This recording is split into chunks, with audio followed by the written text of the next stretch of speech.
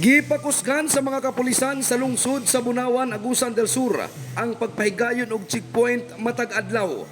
Ang gipahigayon diha sa kadalanan gihimo isip pagpangandam og pagsunod sa mandato diha sa Kumilik Ganban nga mahimong matagan og seguridad ang umaabot nga piniliay. Sumala pa ni Police Major Ralph Gisen E. Perez ang hipi sa Bunawan Municipal Police Station.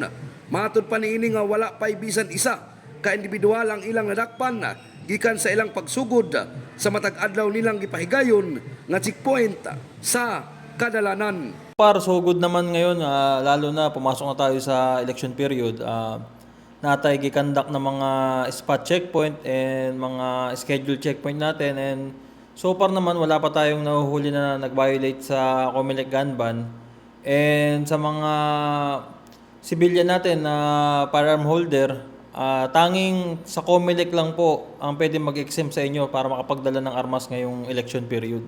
Dugang pa sa opisyal nga unta makanunayon nga hapsay ang ilahang palibot gawas pa man nga walay bisan usa nga kontra ang mga booth magpapili diha sa maong lungsod.